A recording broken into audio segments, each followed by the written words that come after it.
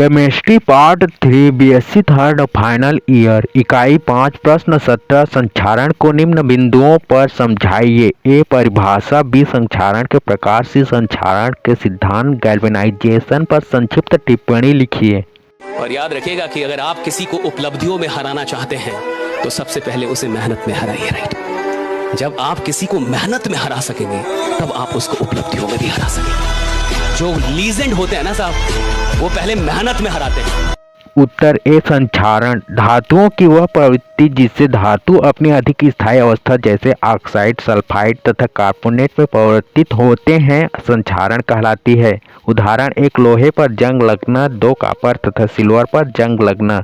B संक्षारण के प्रकार, एक प्रत्यक्ष संक्षारण, दो विद्युत रासायनिक संक्षारण, तीन गैल्वेनिक संक्षारण, चार उच्च ताप संक्षारण।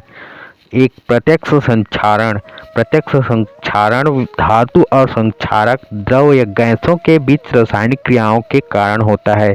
उदाहरण, धातुओं पर क्लोरीन, हाइड्रोजन तथा H2S गैस की रासायनिक क्रिया से संक्षारण। अगर हम करें तो करें क्या? दो विद्युत रासायनिक संक्षारण में धातु की सतह पर जल, अम्ल, क्षार या लवण के तनु जलीय विलयन की रासायनिक क्रिया द्वारा संक्षारण होता है। यह सामान्य ताप पर होता रहता है। उदाहरण, एक लोहे पर जंग लगना, जंग hydrated ferric oxide Fe2O3 XH2O होता है। दो चांदी की सतह मलिन हो जाना।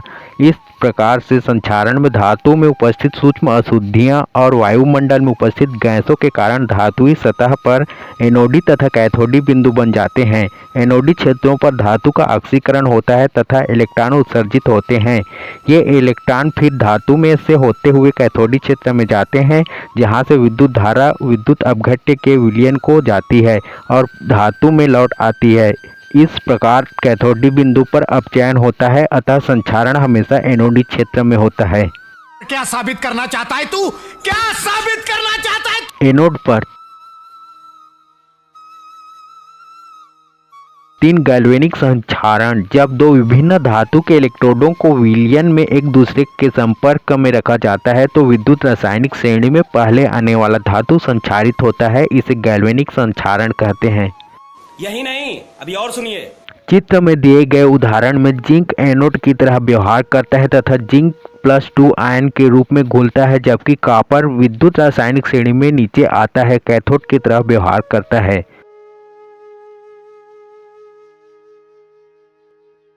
इलेक्ट्रॉन का प्रवाह एनोडी जिंक से कैथोडी कॉपर की ओर होगा तथा संक्षारण एनोडी जिंक धातु का होगा। 4 उच्च ताप संक्षारण, इस प्रकार के संक्षारण में उच्च ताप पर धातुओं की सतह पर ऑक्साइड की परत बन जाती है।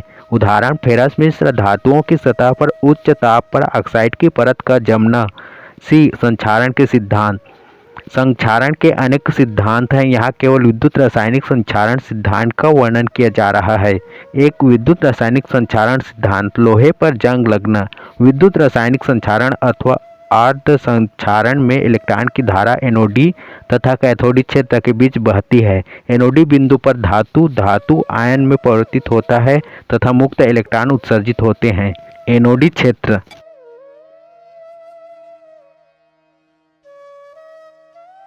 चले एक काम कर, 200 रुपए दे और 50 रुपए काट ओवर एक्टिंग के वजह। कैथोडी क्षेत्र इन इलेक्ट्रॉनों को दो प्रकार से उपयोग करता है। ए हाइड्रोजन का निष्कासन, बी ऑक्सीजन का अवशोषण। इन दोनों में कौन सा प्रक्रम होगा यह संक्षारित वातावरण पर निर्भर करता है। ए हाइड्रोजन का निष्कासन, इस प्रकार का संक्षारण अम्लीय माध्यम में होता है।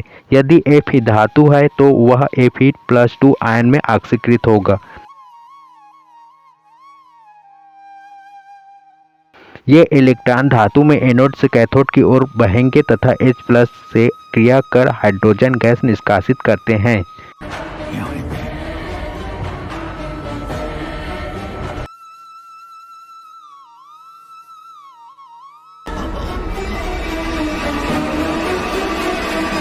बी ऑक्सीजन का अवशोषण, वायुमंडलीय ऑक्सीजन की उपस्थिति में उदासीन जलीय विलयन में लोहे पर जंग लगना इसका अच्छा उदाहरण है। सामान्यतः लोहे की सतह पर आयरन ऑक्साइड की पतली परत चढ़ी कोटेड रहती है। यदि इस आयरन ऑक्साइड परत में छोटी दरार आ जाए तो सतह पर एनोडी क्षेत्र बन जाता है, जबकि पूरा धातु का भाग कैथोड की तरह कार्य करता है।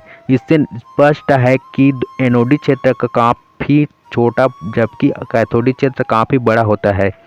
एनोडी सतह पर Fe+2 आयन के रूप में घूमता है तथा 2 इलेक्ट्रॉन उत्सर्जित होते हैं। अरे बेटे, तुझे थकान नहीं लग रही क्या? मुक्त इलेक्ट्रॉन Fe धातु में एनोड से कैथोड क्षेत्र की ओर जाते हैं। यहाँ इलेक्ट्रॉन ऑक्सीजन से क्रिया कर OH- देते हैं। Fe+2 आयन एनोड पर तथा OH- आयन कैथोड पर मिलकर Fe(OH2) बनाते हैं। ऑक्सीजन की अधिक मात्रा की उपस्थिति में Fe(OH2) Fe(OH3) में ऑक्सीकृत हो जाता है।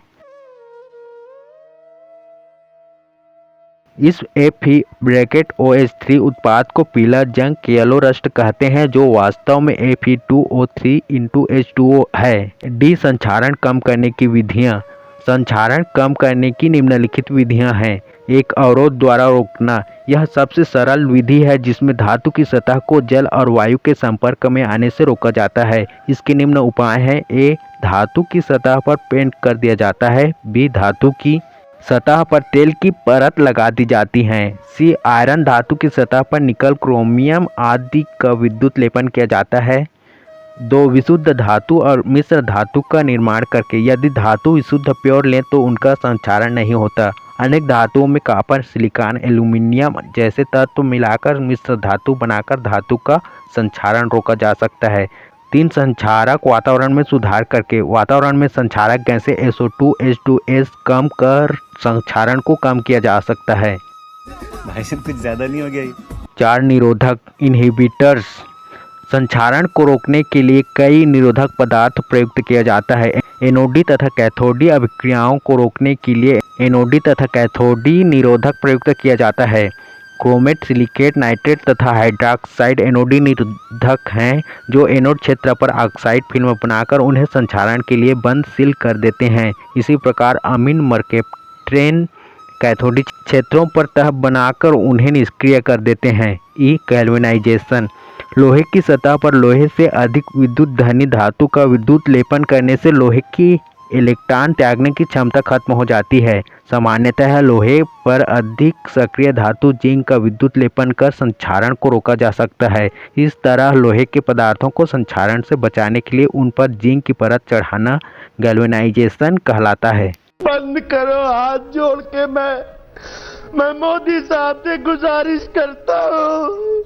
प्रश्न 20 निम्न सेल अभिक्रिया के आधार पर सेल की संरचना कीजिए। उत्तर 1. सेल अभिक्रिया निम्नानुसार होगी, अर्थात सेल की संरचना निम्न प्रकार से होगी।